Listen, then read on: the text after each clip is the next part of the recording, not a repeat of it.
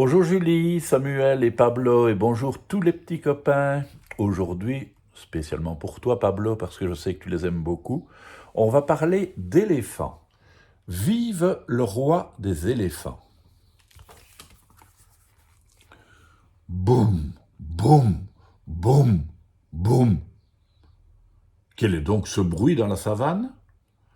Le sol tremble, les arbres frémissent et les animaux se taisent. Boum, boum, boum, boum. Ce sont les éléphants. Et devant eux, tous les autres animaux s'écartent. C'est la plus âgée du clan, Palomama, qui conduit la harde. Les mamans éléphants lui emboîtent le pas.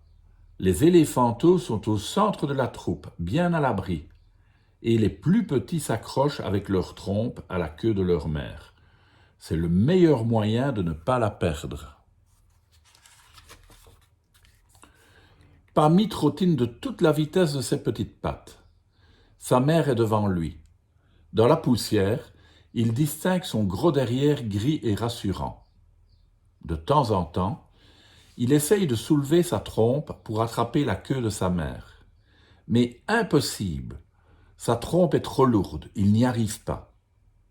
À côté de lui, Mika et Capi, deux autres éléphantaux, se moquent. « Pammy, Pammy, pas malin. Pammy, tu n'iras pas loin. » Pammy baisse la tête. Il est le seul éléphanteau de la savane à ne pas savoir utiliser sa trompe. Le troupeau arrive enfin au marigot. Des girafes boivent, leurs longs cous baissés entre leurs pattes écartées. Au centre de la mare, un hippopotame se prélasse. De l'autre côté, une antilope s'éloigne à pas lents. Mika et Capi sont les premiers dans la mare. Déjà, ils jouent à aspirer de l'eau et à la recracher en grands jets sur leurs parents. Pammy voudrait tellement pouvoir en faire autant. C'est tellement amusant. Mais il n'y arrive pas.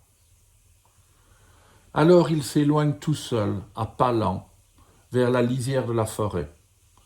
Il tourne le dos au jeu des autres et reste là, la trompe basse, les oreilles pendantes. « Qu'est-ce que c'est que ça ?» claironne soudain une petite voix.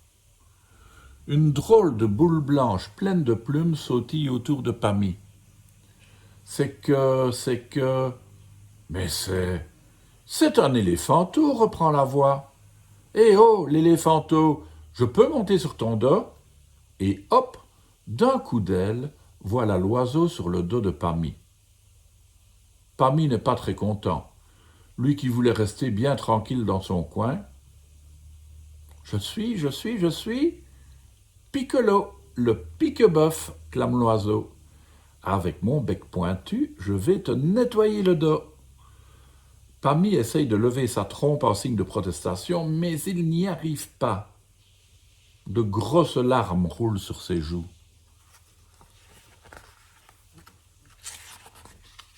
« Qu'est-ce que c'est que ça ?» piaille l'oiseau. « Des larmes d'éléphant ?»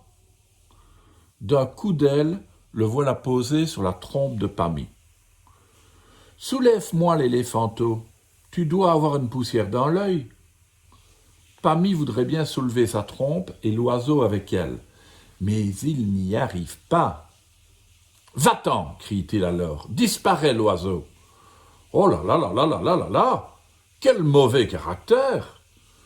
Tout ça parce que tu n'arrives pas à soulever ta trompe, et parce que les autres se moquent de toi. » Pammy n'en revient pas. Comment Piccolo a-t-il fait pour deviner si vite?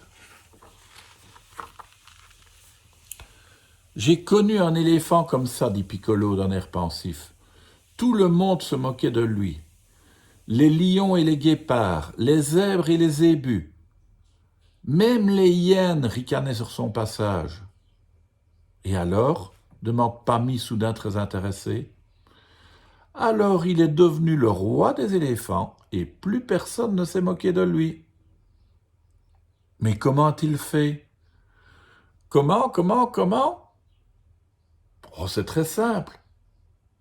Sa trompe était longue et forte, bien plus longue et bien plus forte que celle des autres éléphantaux. Si longue et si forte qu'il n'arrivait pas à la soulever. Comme moi? Demande Pammy.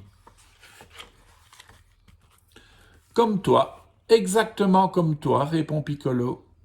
Et puis il s'est mis à grandir. Il est devenu aussi haut, aussi costaud que sa trompe était longue et forte. Grâce à elle, il a pu déraciner des baobabs, attraper des crocodiles, étouffer les pythons. Et qui était cet éléphant? Demande Pammy émerveillée. Qui c'était?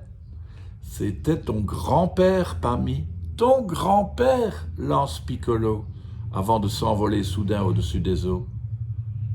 Attends, Piccolo, reviens, appelle Pammy. Dis-moi comment il a fait pour apprendre à se servir de sa trompe. Facile, Pammy, facile. Il l'a musclé. Il a commencé à pousser de minuscules cailloux du bout de sa trompe, puis des pierres, puis des rochers. Et un beau matin, il a soulevé le rocher qu'il poussait. Fais pareil, Pammy, fais pareil. Du temps a passé sur la savane. De nombreuses fois, le soleil s'est levé et de nombreuses fois, le soleil s'est couché. Broum, broum, broum, broum. C'est la harde qui revient vers le marigot. Aujourd'hui a lieu un grand événement, le concours des éléphantos. La vieille Palomama va désigner le plus fort des petits éléphants. Mika et Capi chantonnent « Pammy, Pammy, pas malin, Pammy, tu n'iras pas loin ». Pammy ne leur accorde même pas un regard.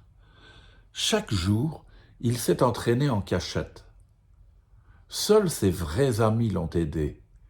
Piccolo, Philomène l'autruche et Bébert le gnou. Et un jour, il a soulevé son premier rocher. Aujourd'hui, pas question de les décevoir. Un à un, les éléphantos montrent leur adresse. Voilà le tour de Mika et Capi. Comme ils sont habiles. Et finalement, il n'en reste plus qu'un, Pammy.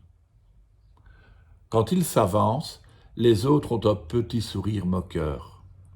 Tout le monde sait bien qu'il n'a jamais réussi à se servir de sa trompe. Et pourtant, d'un geste ample, Pammy enroule sa trompe autour d'un tronc d'arbre, le lance dans les airs, le rattrape, le fait rouler jusqu'aux pieds de Mika et Capi. Oh! Fait le cœur des éléphants. Pammy enchaîne prouesse sur prouesse. Tous ses amis sont là, bien sûr, pour l'applaudir, mais aussi Paco le buffle, Eros l'antilope. Aujourd'hui, aucun doute, c'est bien lui, le roi des éléphantos. Voilà. Donc quand on a peut-être une petite difficulté, une petite faiblesse, il faut jamais abandonner. Et puis on finit par devenir le meilleur. À demain les enfants.